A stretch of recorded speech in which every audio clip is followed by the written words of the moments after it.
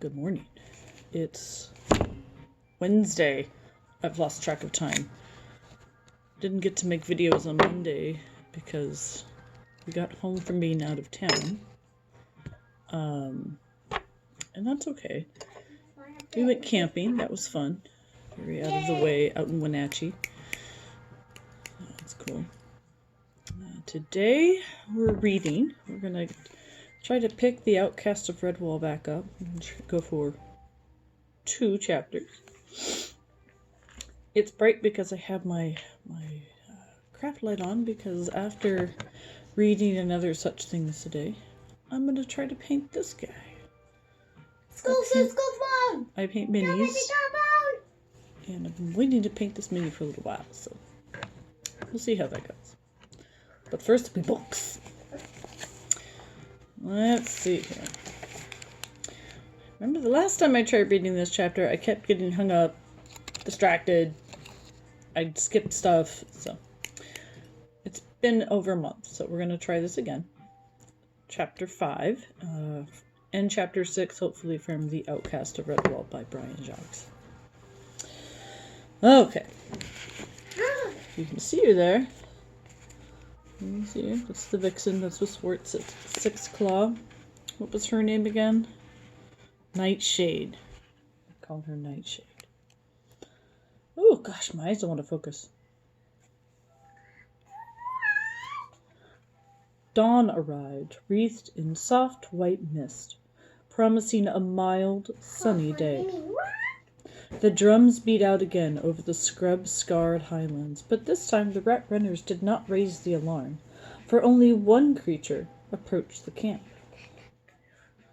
It was the Vixen Nightshade, whom Squirt had purposefully instructed to follow him, leaving about 1 day's gap between their arrivals. The rat runners kept their distance from the fox, considering her some kind of wild mystic. Nightshade did nothing to disabuse them of the idea. Indeed, she had dressed to look the part. A tatty, feather-trimmed cloak swirled about her painted and mud-daubed body, and she carried a long staff excuse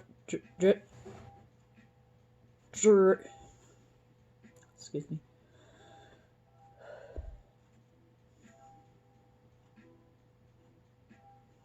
Where'd it go?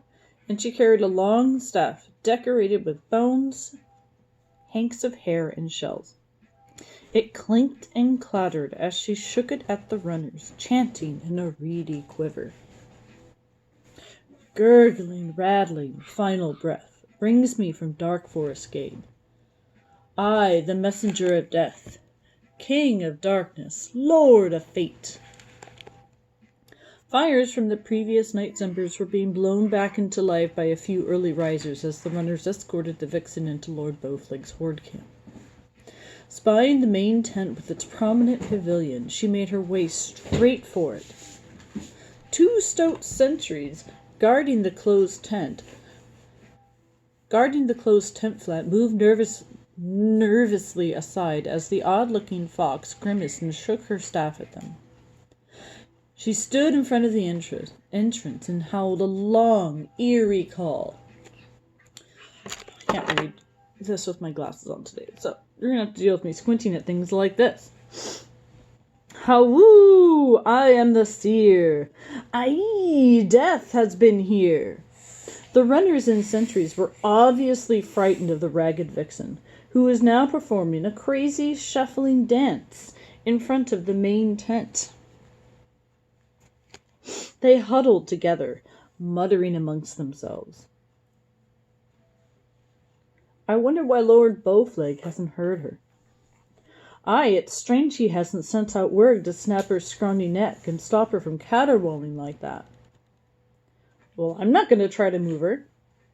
But we can't just stand here. What's to be done?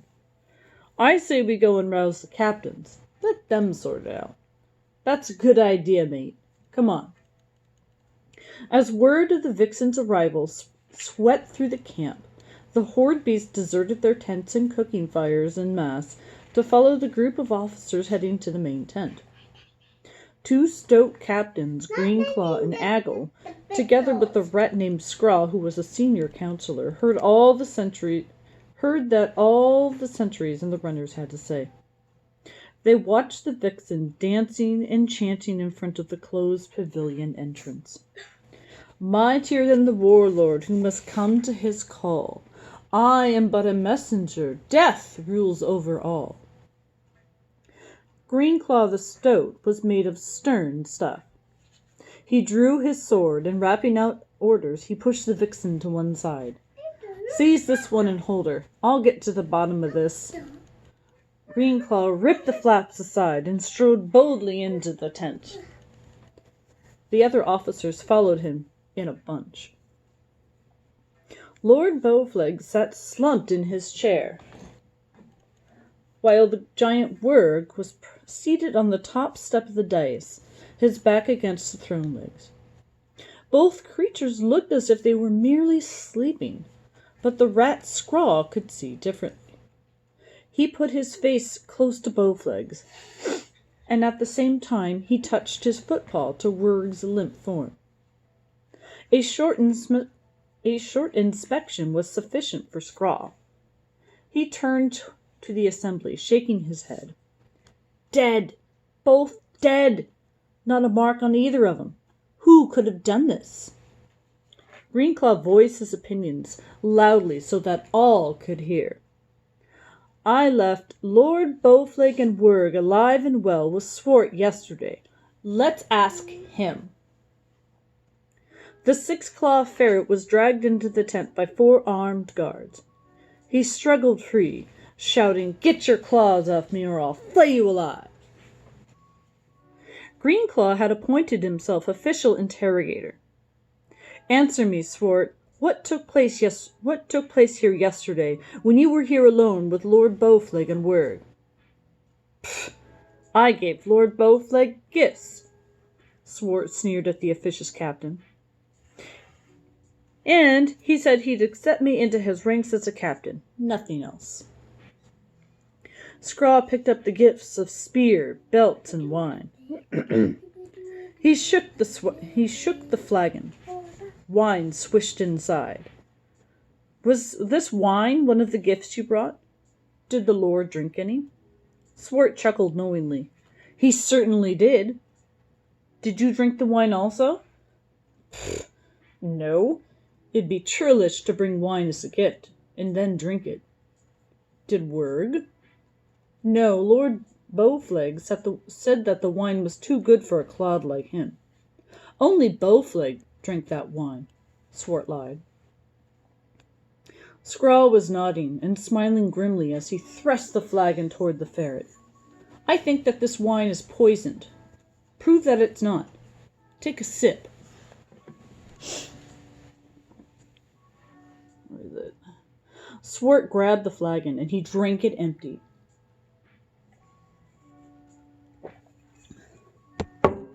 Anything else you want me to do for you, rat? He sneered. Anger was rising in Greenclaw. He snatched the flagon from Swart and hurled it away, growling. You're too smart for your own good, ferret.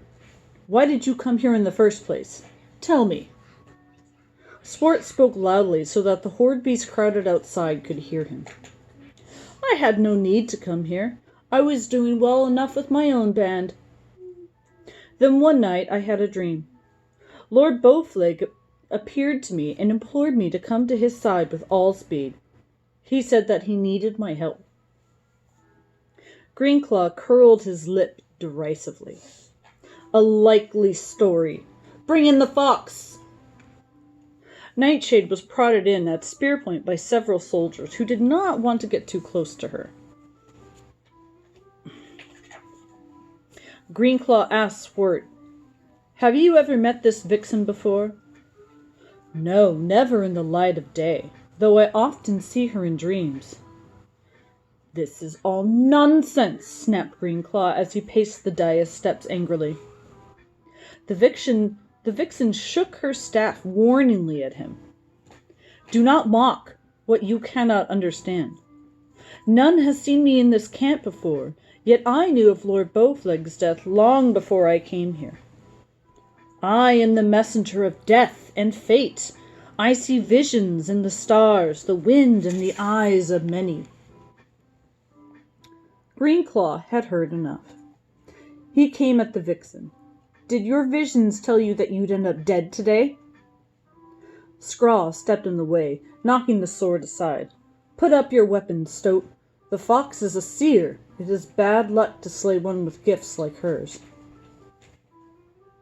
A seer, huh? Greenclaw sneered as he sheathed his sword with bad grace. Well, tell us what you see, vixen.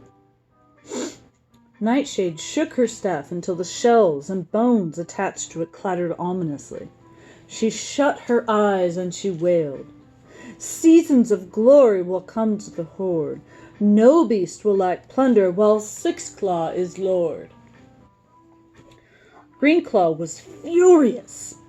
He turned on Swart, but the ferret was ready, and before the Stoat captain could unsheath his sword, Swart grabbed the carved spear from Aggle, and he slew Greenclaw. Nightshade was still chanting and wailing. All beasts who challenge the Sixclaw will die. Dark forest gates will reflect in their eye. Swiftly she moved among the captains, staring wildly into their eyes. To a beast, they believed the seer's words, and all looked the other way to avoid Nightshade's mad stare. Then Sixclaw strode dramatically toward, and holding the vixen's face in between both of his paws, he stared steadily into her eyes, saying, You shall be my eyes, and see all for me. No beast will be able to hide secret thoughts against me. Thus it was that the ferret Swart Sixclaw had become warlord of the great horde, with only a few gifts: 2 belts, a spear, a good flagon of wine, and one other thing, a silver drinking cup whose rim and inside had been smeared with a deadly poison. With all of that and a clever vixen, he had won the day.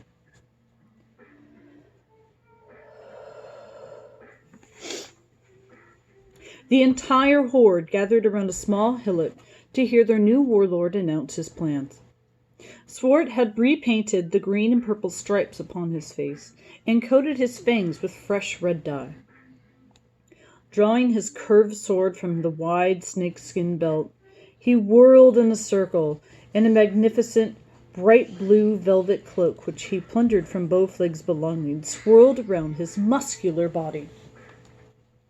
He pointed the sword at the main tent, which still contained the bodies of Bowfleg and Word, and cried aloud, Burn! From high on the cliffs, a score of weasel archers fired flaming arrows into the brushwood-laden tent. In moments, the whole thing was ablaze.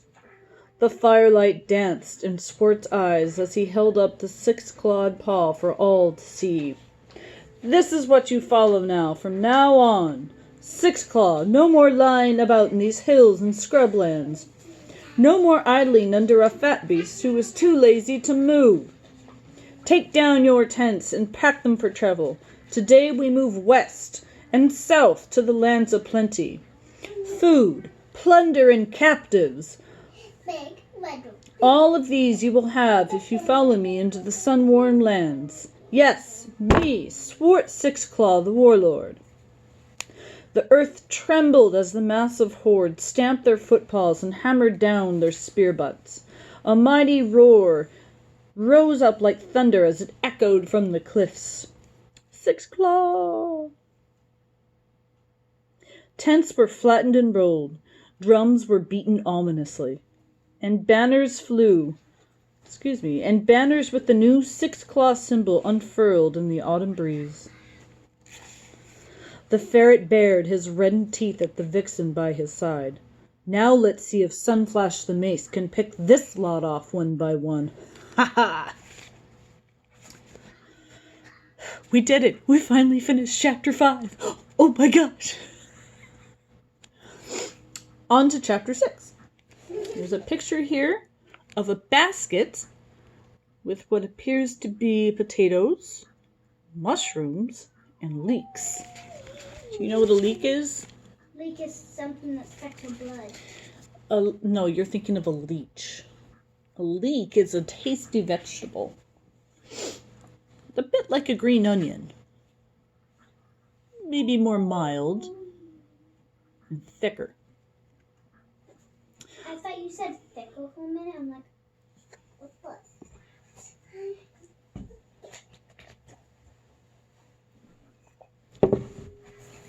Okay. Is it still recording? I can't see. Looks like it is. Good. Okay.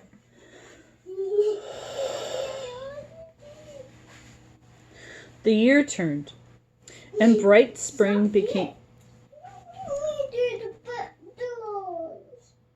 Y'all alright? No. Do you want to come sit with me? Okay, I'm going to keep reading. I'm going to read chapter 6 and be done. Alright?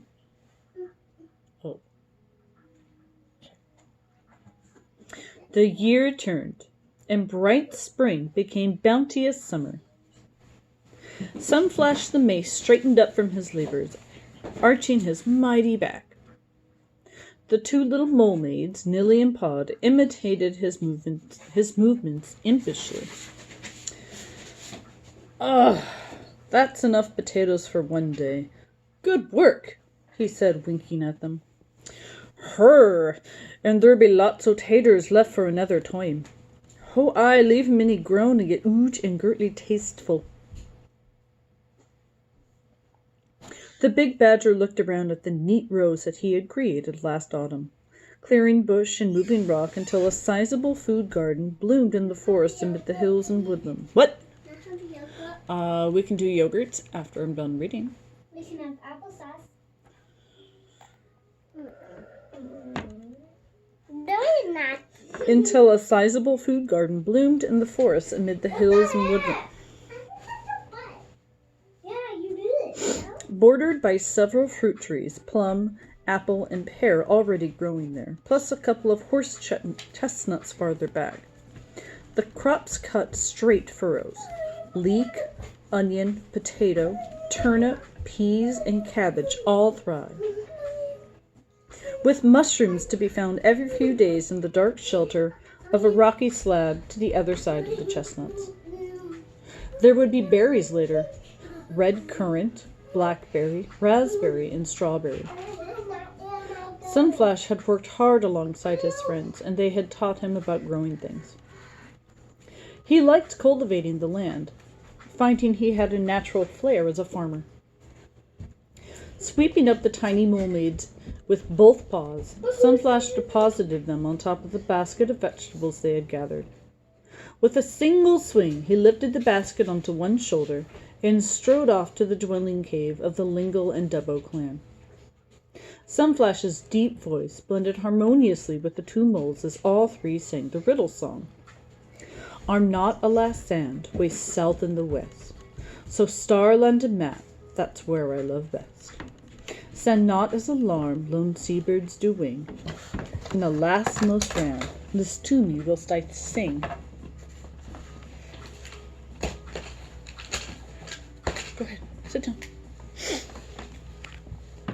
Scarlath the kestrel was sunning himself in the rocks above the cave, watching Dearie Lingle, Auntie Ummer, and Bruff's wife Lily preparing lunch on the grass. Step back. Old Uncle Blund came coughing out of the cave in a cloud of dust, followed by the four small hoglets with Terry and Bruff. They sat on the grass, dusting their coats down. Terry sneezed and blinked. "Ooh, bright old day out here, isn't it?" Sunflash marched up, nodding to one and all. Carefully he lifted the basket down with the two mole maids sitting on top. "Some nice button mushrooms in here for you, dearie," he said. "How's the storage chamber coming along, Bruff?" The mole pawed dust from his eyes as he answered. "Near done, sir. We've just about finished. Lined it with those rock slabs you found last winter. Looks handsome." Lily used her apron Loli used her apron to protect her paws as she gingerly removed a large flat pie from the rock oven Sunflash had made. "Ussen's got lots of things done since ye been here. Lookity apple and blackberry pie, your favorite." Sunflash sniffed the aroma, his golden striped face alight with pleasure. "Come away, hoglets, you'll burn your snouts again on that hot thing." Dearie shooed the 4 hoglets off as they crowded around to smell the pie. "Wait till it cools and I'll give ye a big slice each." Mama, what kind of painting is that? It looks a bit like Impressionism.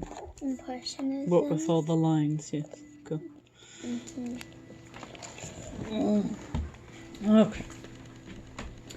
Old Uncle Blun took the hoglets and the 2 mole-maids off to the stream, which was just a short walk away. Flagons of dandelion and burdock cordial, brewed by Blun, were submerged in the water to keep cool. "Wash ye dusty paws and snuts in yon streamy, mucky little vermins. Aye, and ye too, Blundubbo," Auntie Ummer called after them. Dearie bustled about, preparing salad from the fresh vegetables while Scarlath waddled off behind Loli, who was going to test a cheese she had been turning since early last winter. The good mole wife smiled fondly at the kestrel, whom she considered to be her special friend. "On my life, sir, I never seed naught bird who loved cheeses more'n ye. Come now, also try it for taste, sir." Scarlath eagerly assisted her to roll the cheese out of the cave's dark recesses where it had been maturing. He had helped make the oval cheese, right from the green sap milk stage, pounding tirelessly at the fat white grass stems and other special tubers which only true woodlanders knew of. They had gathered nuts together in the late autumn, hazel, almond, and chestnuts to stud their cheese with. Between them, the kestrel and the mole wife peeled off the thin layer of damp cracked willow bark that protected the cheese. It had no rind and was a delicate pale yellow color. The fragrance of almond drifted faintly about them. Scarlath hopped from talon to talon, his fierce eyes shining. "Crah! Is it ready, marm? Shall we taste it?" The good mole wife shook as she chuckled. "Aye, you certainly shall taste it, sir." Taking a thin greased twine from her apron pocket, Loli wound the ends around her digging claws and looped the twine over the cheese just below its top. Then, placing both foot paws against the base of the cheese, she leaned backwards, pulling evenly on the twine. The mole wife was well experienced in all aspects of cheese making. Scarlath watched fascinated as the strong twine traveled smoothly through the cheese, neatly cutting a large oval piece from the top of their creation. Standing on its edge, the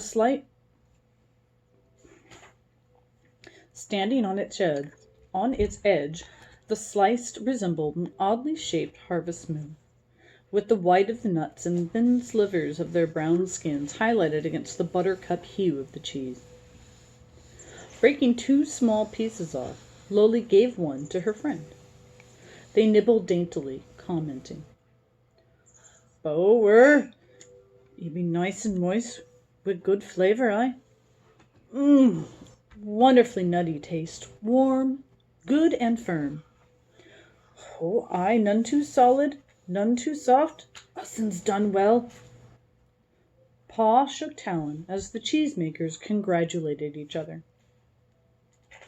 On the sward outside the dwelling cave, the older creatures lay about, watching the young ones play. It had been a satisfying lunch. Summer salad, served with Loli and Scarlath's new cheese, and fresh oat farls baked by Aunt Ummer. followed by the magnificent apple and blackberry pie that Lily and Dearie had cooked, all washed down with beakers of old Uncle Blunt's dandelion and burdock cordial, brought specially cooled from the stream.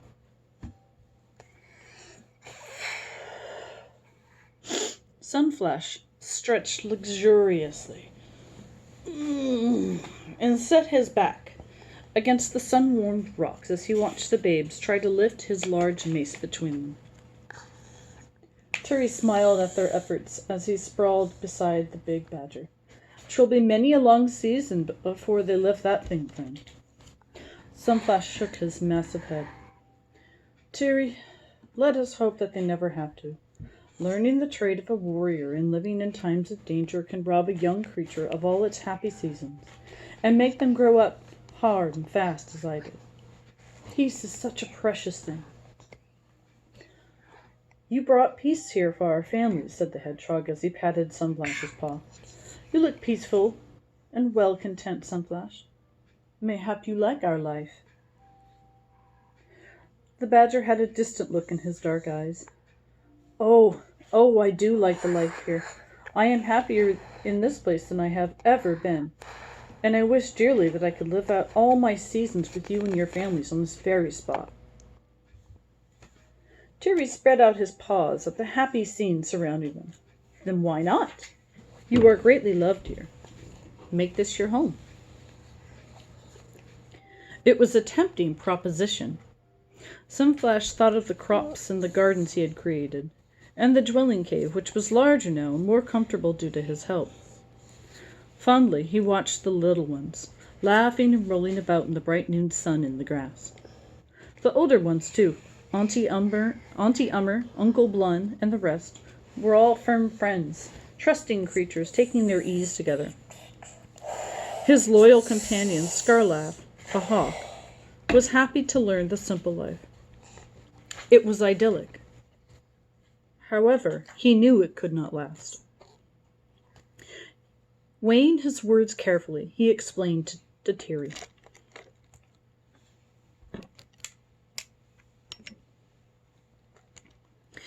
"Listen to what I must say, friend. If I stayed here, it would mean great trouble, possibly death for those around me. I have told you of Swart Sixclaw, the evil ferret. Make no mistake, if I make this place my home, then he will turn up here one day, with his band. But even if he did not, my warrior spirit would grow restless, and I would need to go and seek him out. We are sworn lifelong enemies, he and I. However, beside all that are my dreams. Always I see the mountain of fire looming through my slumbers, and strange voices of other badgers, warrior lords whose names I do not know, that call to me. Why I must go to the mountain, where it is, what name it goes by, I do not know. But I am certain that my fate and destiny are bound to the mountain. Each night I dream, and the urge to travel there goes surging through me. One morning you will wake to find me gone. I am sure of it, as the turning of seasons, Terry." Hiding his sorrow and disappointment, the hedgehog murmured, "I knew all this before you told me. I felt it every time I looked at your face. You have worked hard here, but only to put things from your mind." "What? You want to snuggle?" Apparently it's pat the belly time. Okay. Back to our book. Stop. "I knew all this before you told me. I felt it every time I looked at your face. You have worked so hard here, but only to put things from your mind. But enough of this, mate. We're getting so gloomy we'll have it raining afore nightfall. You're still a young beast, with a great life ahead of you. But promise me this. You won't go without saying goodbye." "I promise you, Tirrilingo, I will not leave without saying goodbye." All through the afternoon they took their well-earned leisure, often joining the young one to play. Scarlaugh took off to go on one of his high-flying, wide-ranging patrols, leaving word that he would be back by supper. Sunflash took himself off to the stream, where he sat cooling his footpaws in the worn shallows, trying to fathom out the riddle song. What? I will read that one next, yes. Yay. I'm not a last sand, way south in the west. So Starland and Mass, that's where I love. Gruff Dubbo's voice interrupted his musings. Oh, sir, you see dot those little two hogs, Gurmel and Turg? River. I understand. We're trying to do one story at a time. I'm almost done with this chapter. Sunflash stamped his footpaws dry on the grass. Haven't seen them since lunchtime. Why? Ruff scratched his head with a heavy digging claw. Seems like they've got themselves lost at her. Back at the cave, Dearie was questioning the other babes, without much success. Gurmel and Turg were the two little male hogs. Their sisters, Biddy and Giller, had been playing with the small mole maids, Millie and Pod. And none of the four was making much sense, as is common with the babes. Dearie was worried, but patient. Now think careful, little ones. Where did they two scamps go to? Biddy pointed at the sky. Flied way up there? No, they never. That was Mr. Scarlaugh, the Awkward. Lackaday, I do wish he were here now. Millie, do you know where Gurmel and Turg might be? Green. Her, a playing in water, I think. No, that was Sunflash. He was at the stream. Oh, where have those two little villains run off to? She stared up at Sunflash beseechingly. The big badger radiated calm and confidence as he patted Dearie's head spikes gently. Never fear more. I'll go find him. Teary, you circle to the east. Bruff, take a wide loop west. I'll go due south, and we'll meet up where the big clearing is, the one with the pond. You know it.